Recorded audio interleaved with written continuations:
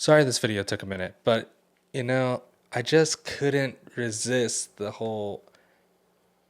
It's so cool every time. Every time. Look at that. It's staying right on that line. You know that's cool. Welcome back, guys. Yes, we're talking about the Ronin 4D today. I've been looking at this camera for a very long time and finally pulled the trigger, saw a good deal, but there are some hesitations I have about it.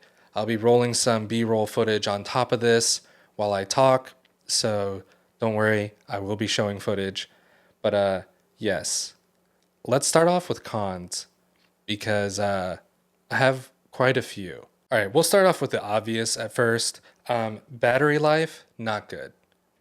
These batteries maybe last anywhere from like an hour and a half to 2 hours before you're popping off another one. They're the same battery as the Inspire 3, so I don't know.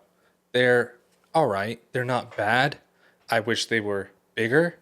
I wish I had more battery life. Apparently there are some like V-mount alternative plates that you can mount to the back and like plug into like the power thing. I don't own one of those and I have not heard some of the best reviews on them. So until there's like a solid one, we're going to be using these batteries. So you get anywhere from like an hour and a half, 2 hours. They're okay. I have two of them that I have to keep swapping on and off, which does get annoying, but because the camera, I like it so much, like it's kind of one of those things that you just get stuck with. So next is weight, which is kind of obvious, but when you're lugging this big guy around for 10 hours on a wedding day, the weight adds up.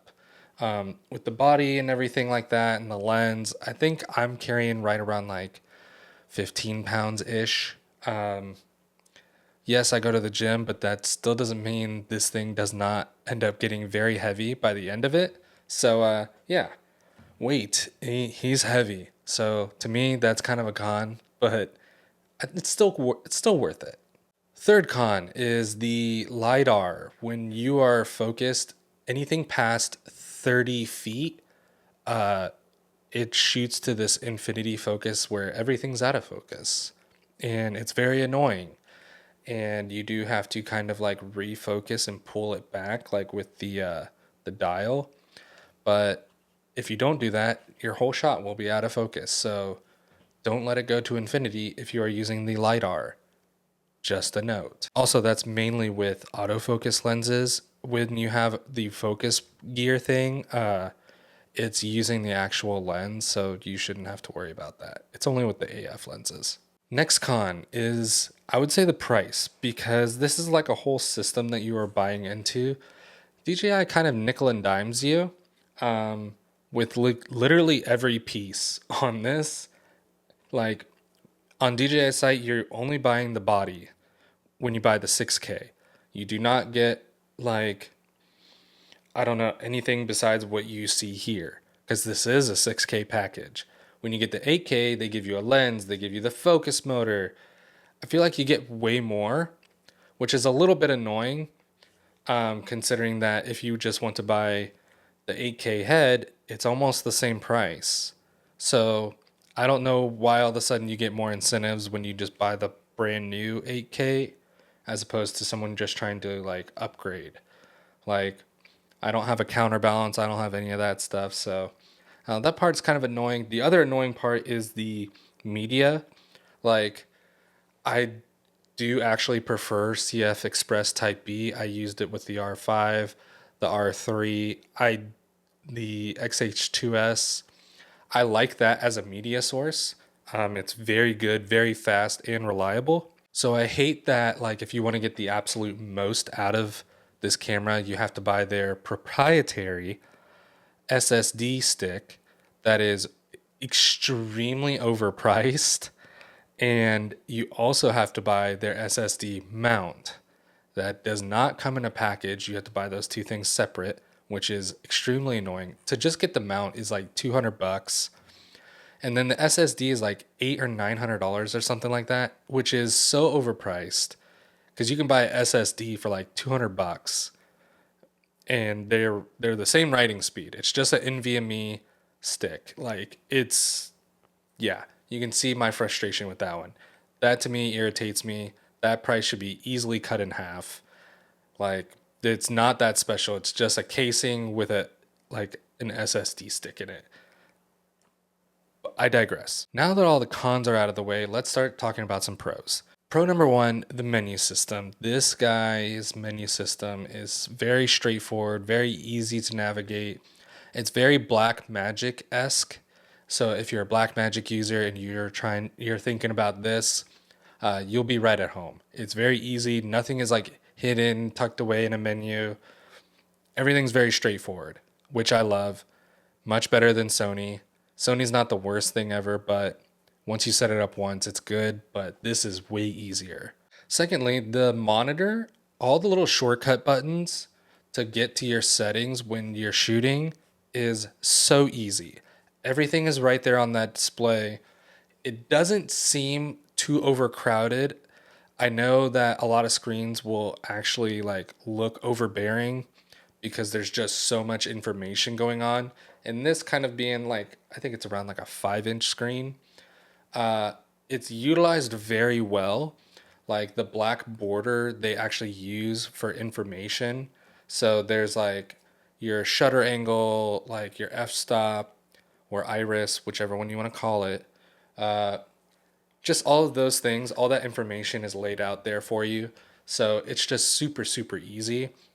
With a camera like this, I would prefer shutter angle just because it's way easier to swap through your FPS, whichever you decide to shoot on. So yeah, way easier. Quick note, I did miss one con, and that is the customization on the buttons. You get two, which are right here on the side of the camera. That's the only ones you get, and you get limited options with that.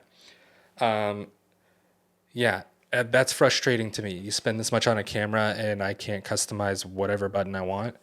Yes, even on the grips, you are stuck with those buttons. You cannot change those. You cannot remap them. That is annoying to me, especially even this dial back here. Like, it only does focus. You can't change it to anything else. That's annoying to me because, and also a waste. Like, I feel like this would be way better for like ND filters or anything like that. This would be way more helpful, but yeah, can't change it. It's stuck there. So even though it says multi above it, no, it's not. Okay, sorry. Now back to the pros. Next pro, super easy to balance. You're really only balancing the forward and back. There's really no need to adjust and fix the roll axis, mainly because it's already fixed in the center. Just mainly the front and back, and then your last bottom one down here at the plate. But honestly, once you set it once, it's done. So it's not like it takes a long time.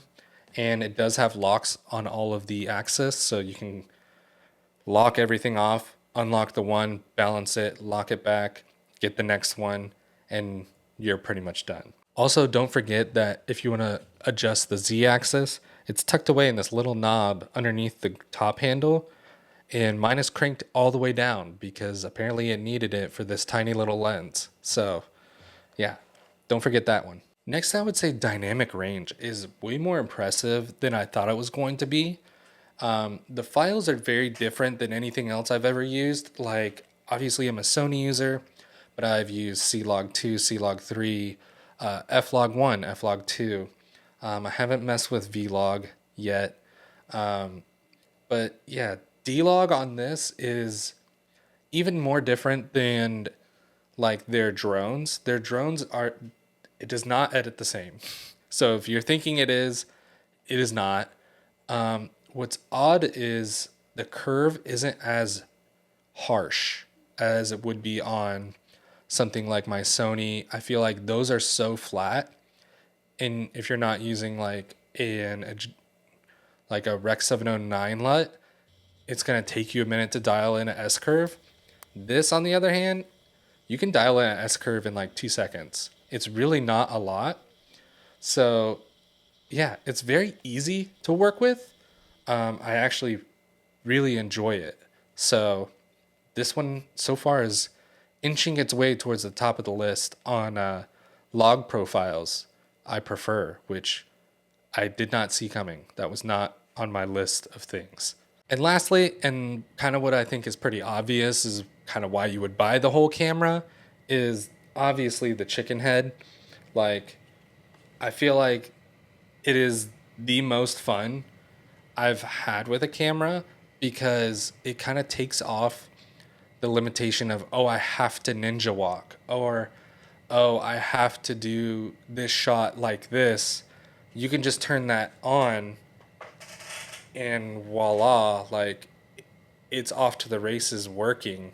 And obviously it works better once it can see the ground. So yeah, it works way better than I actually thought it would. And the cool thing is you can turn the top of the gimbal off and still use the Z-axis. So even when you're trying to get some of those like more handheld look shots, but you just don't want all your heavy steps, maybe the place you're walking is very hilly and like it would just really take off that shot, you can still get that look. I very, very much enjoy it.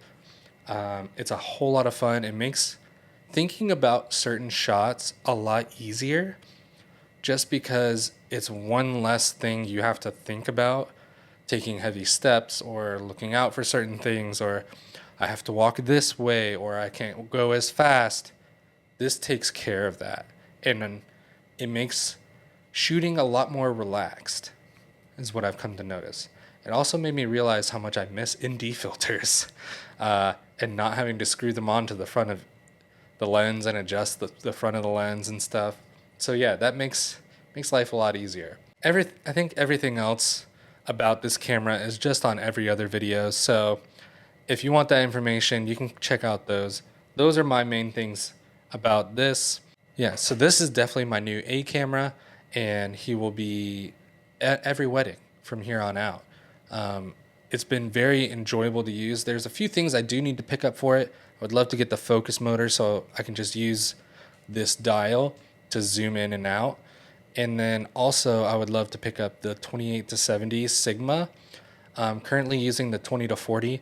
Does get a little bit annoying because it doesn't register the lens every time to like when it comes to focusing. So if I zoom in, I have to go back into the lens calibration and like pick the profile, and then everything's all back in focus. So it gets a little annoying. But other than that, pretty great lens for this if you like wide angle stuff and want something super light, but I kind of don't need it that wide.